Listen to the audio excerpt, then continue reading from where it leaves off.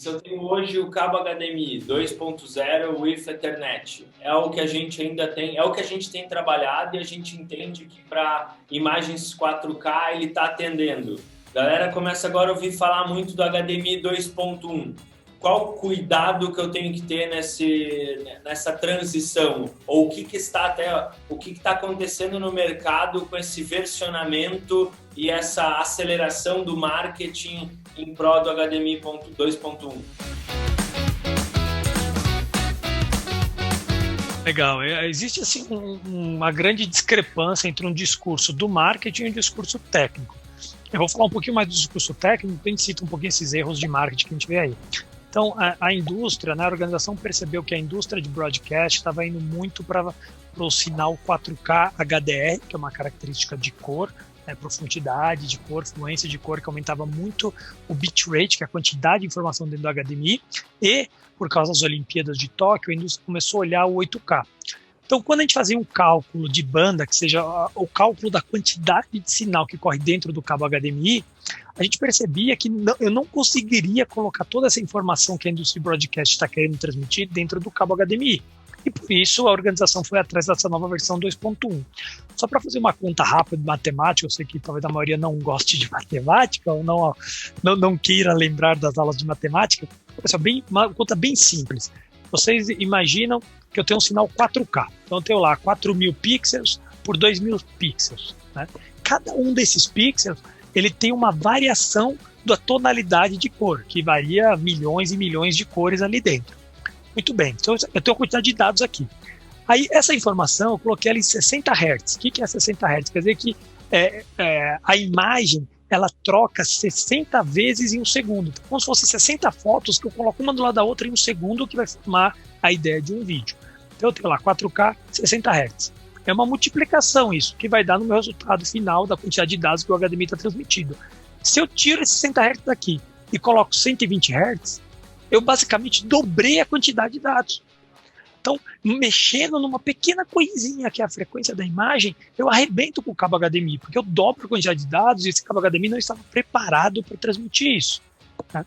Então, colocando isso na prática, o que a gente percebe hoje é que a indústria está tentando correr atrás disso, tentando criar novas especificações para o cabo suportar o que o pessoal de broadcast está pedindo e, por uma questão de discurso de marketing, eu diria errado, se está oferecendo cabos que hoje estão se mostrando factíveis, digamos assim, estão funcionando hoje, mas quando a gente tiver equipamentos realmente que obedeçam a versão do HDMI 2.1, esses cabos não vão suportar.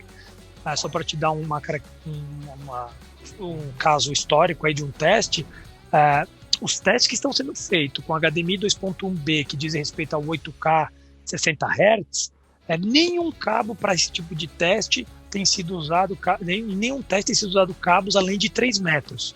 Então você vê um cabo HDMI 2.1 acima de 3 metros, não existe histórico na indústria, na organização de teste desse tipo de cabo. Precisa tomar um cuidado. Não sei como a pessoa concluiu que o cabo dela tem, 15 metros e um HDMI 2.1. Não tem como provar isso hoje. Não existe isso hoje para se provar. Então, às vezes é um discurso de marketing para tentar, não sei se é enganar, às vezes nem o próprio vendedor sabe disso, mas é um discurso que quer incentivar demais a venda em detrimento da parte técnica. Precisa tomar um cuidado para não ser enganado.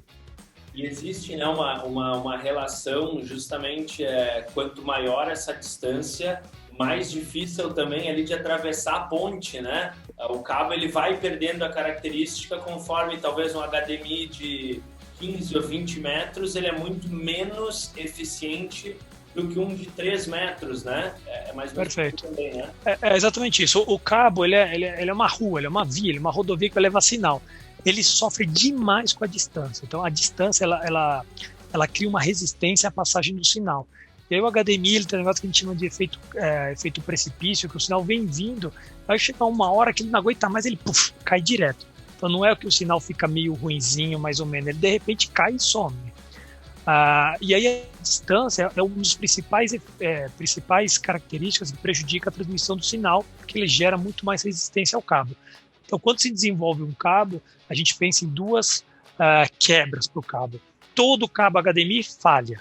Então, como é que a gente pensa essa falha? Ou a quantidade de sinal ou a distância. E dentro disso a gente se regula. Tá? Então, vou falar um pouquinho dos cabos da Discabo. Quando eu quero transmitir 4K no máximo do que a norma fala, então é HDR, 18 gigabits por segundo, 4K, bilhões de cores, 120 Hz e tudo mais. Então, eu elevo demais aqui o sinal, a distância que eu preciso chegar é 5 metros, normatizado. Mas se eu colocar 10 metros funciona? Se você não chegar nesse nível aqui, talvez funcione. Então, se você não tem em casa um equipamento que consegue funcionar em 4K, HDR, 120 Hz, com altíssimo bitrate, 444, se você não consegue testar isso, você vai testar um pouquinho abaixo, pode ser que um cabo mais simples funcione. Só que se você tiver que bater nisso aqui, você tem que ter um cabo no mesmo nível. E aí dificilmente você vai conseguir passar de 5 metros. Então isso aqui é uma balança. Se eu aumentei a distância, eu baixo o sinal. Se eu aumentei o sinal, eu baixo a distância. Não tem como mentir aqui. Obviamente existe um meio termo, né? E o que eu posso te falar que por normatização, normalmente cabos 4K HDR não vão passar de 7 metros. Dentro da norma, não vão passar de 7 metros. A norma fala em 5 metros, eu já vi cabos funcionarem com 7 metros, mas é bem difícil, né? O cabo começa a ficar muito caro, e é por isso que as fábricas evitam de construir um cabo para obedecer isso. Com o que a gente tem hoje, bastante no mercado, enfim, a gente tem na loja também, o Avis até 7 metros, estaria encaixado nessas suas características, ou até 5 metros pela normativa, e o Rosso até 3 metros também estaria pronto para essa qualidade toda de sinal? A gente tem o Rosso até 3 metros, a gente tem o Platino até 5 metros, que ambos suportam tudo o máximo que o sinal HDMI libera hoje, seguindo a especificação 2.0 que diz do 4K HDR. Para a especificação 2.1B, a gente tá fresquinho, acabou de sair do forno um cabo HDMI 2.1B de 3 metros, que a gente vai começar a oferecer aí no mercado. E o Avis, que ele vai até 20 metros, ele suporta 4K até 10 metros, porém em 30 Hz, com bitrate de 420. Então, se você tiver um bitrate maior, ou se você tiver uma frequência acima de 30 Hz, a gente não consegue fazer sinal chegar até 10 metros. Ele vai ter que se comportar dentro dos 5 metros. Essa é uma informação um pouco difícil de controlar, Francisco, porque às vezes na sua fonte de sinal, né, no seu DVD, você não consegue escolher a frequência e a resolução da imagem. Então, como você não consegue escolher isso, você fica meio refém do que o sistema vai te liberar. Então, se você conseguir essa informação antes, o seu fornecedor vai poder te ajudar a escolher melhor o cabo. Se você não consegue essa informação exata, eu tentaria ficar dentro dos 5, 7 metros. Se você precisar de 4K, por qualquer razão que seja, além do que 10, 12 metros, eu sugiro ir para extensores de sinal HD base T. É o que vai te dar maior robustez hoje. E sempre também acho que é importante estar alinhado o hardware, né? Agora tá vindo, que legal, tá vindo a nova linha de cabos 2.1 até 3 metros, que você me falou antes, né?